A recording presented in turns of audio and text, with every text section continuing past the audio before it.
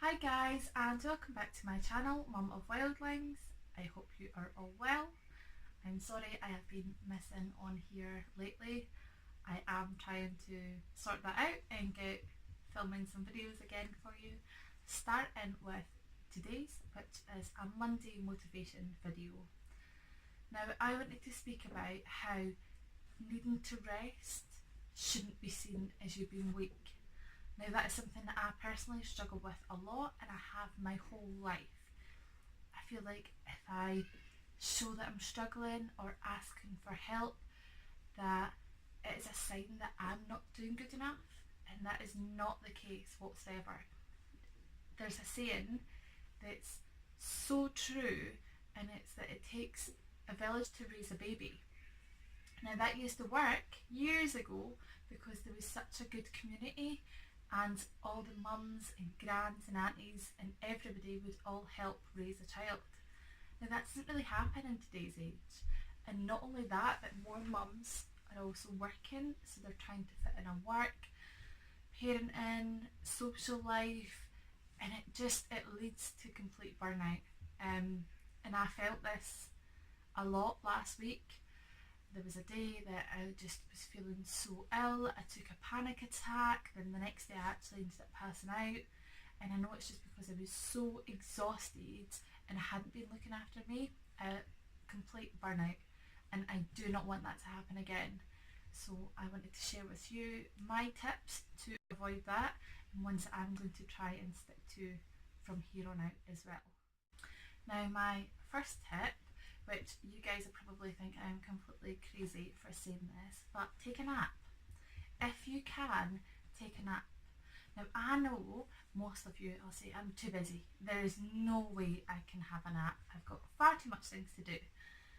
But it's sometimes vital. It's sometimes needed for you just to rest yourself. So instead of thinking, oh, I need to get my washing done and my housework done and I need to send this email, I'm going to have a coffee, fill yourself with caffeine to power through, you're just going to crash and you're going to feel 10 times worse.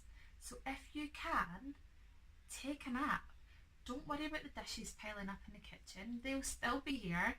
Don't worry about the hoovering getting done or sending those emails right this second. And if you have children, you can nap either when they're at school and nursery, or if they are little and they still nap, take a nap with them. Enjoy the time, because believe me, it comes to a point where they're too old and they don't nap, and that's just gone. But even then, if you have older children who are at home a lot, like I homeschool my kids, so they're always here. And what I'll do is get the little ones to nap and then settle the older ones with something. So make sure they have games and snacks, and lie down in their bedroom so you know they're fine. And even if you don't physically sleep, just lying down and taking that rest sometimes gives your body and your mind a chance to just calm. And I promise you, all those tasks that you thought were so important and needed done right now, you'll be able to get them done so much quicker and more efficiently after you've had that rest. So really it's just a no-brainer. Really that's my number one point, and try and do it. My second point is schedule in free time. Now nobody seems to have free time anymore. It just doesn't happen, and it's because we don't schedule it in. We think free time is just what happens when you've got nothing else to do, but we fill our days with so much things that very rarely happens. So what we need to try and do is schedule in free time. And again, there'll be lots of parents and busy people saying that, but I literally have no free time. But if you had a doctor's appointment or a dentist appointment, or your child had a pantomime at school, you would schedule that in because those are important things that you need to do. So you need to start thinking about free time as being that important. Schedule it into your diary and stick to it. Even if it's just 1 hour every second day, have that free time where you, your kids, it's just there's no plans for that time. You can just be. You don't work, you don't do tidying, you just have an hour to do whatever you like. You can go for a walk, you can go to the park, you can watch a movie, but make sure you schedule that time in, because it really is very important to just have time that you've not got pressure on you to do so much things. Third point is to turn off the mum guilt. So I'm sorry if you're not a mum and you're watching this, it would just be turn it off any guilt. But yeah, turn off the mum guilt. Stop feeling guilty because your child's ate their pudding before their dinner, or because they've had too much screen time, or they've not been out of the house today, or because they've not got the same toy that Stevie Jones has got up the street. Just turn it off. Your kids are your kids.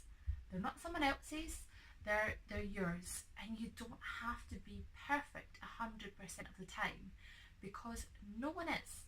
No one in this world is 100% perfect.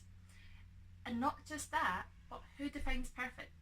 Who's to say that that's what's correct, or this is how children should play and this is the perfect way? So just turn off the mum guilt. As long as your children are happy and they're fed and you're doing your best, that's all kids can ask for. That's all anybody can ask for. So turn off the guilt, because I tell you right now, everyone has it. Everybody has it. It doesn't matter how perfect people's lives seem. They've all got mum guilt and they're all doing things that they think they probably shouldn't do, but it helps get you through the day. So if it helps, then don't worry about it. My fourth point, and one that is very, very, I can hear Oliver crying. So I'm actually through in a different room than now with 2 doors shut, so I can get these videos done, and he's with Daddy, so he's absolutely fine, but it does break my heart a little bit.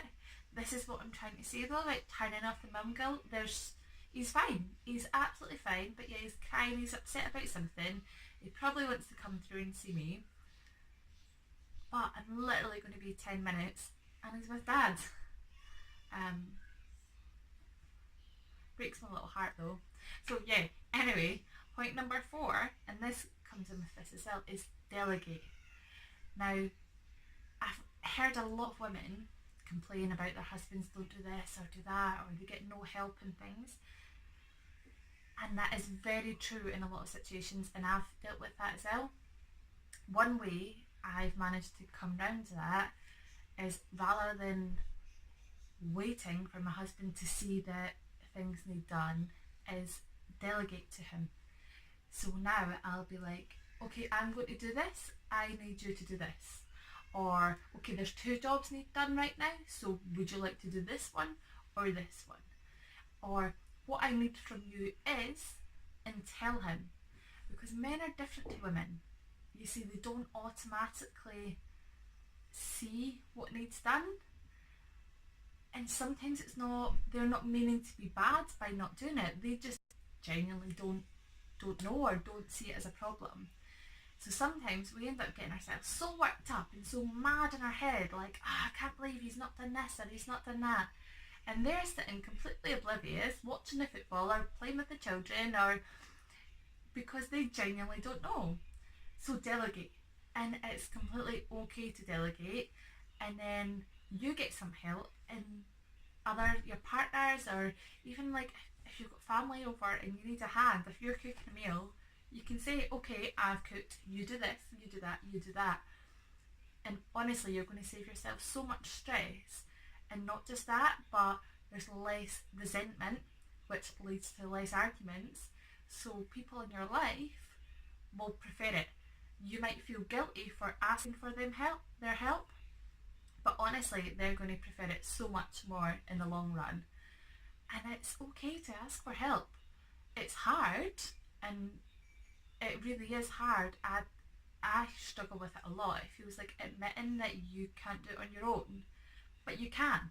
You can do it on your own, but why should you? You shouldn't completely burn yourself out when there's help there.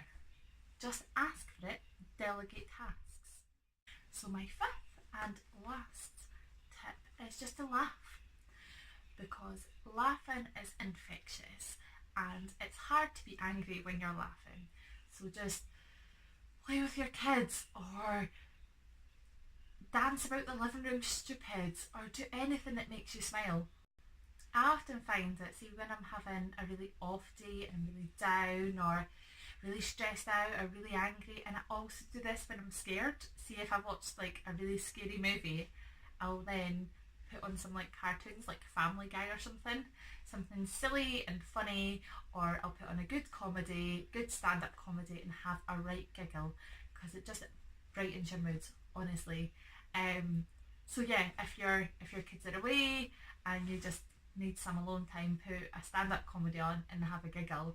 And if your kids are there, just be silly with them. Honestly, you'll be laughing in no time. They love it, you love it, and everyone's just a little bit more happier. That was my 5 tips for trying to avoid burnout, because it is real. It definitely is real. I have been there and I do not want to get back there. So I'm going to try and follow these tips as well. It's easier said than done though. I'm not the best at following my own advice. And if you have any more, please let me know below. I would love to hear from you guys. But for now, I am going to have to go, because we are off to soft play today because it is raining outside. So see you later.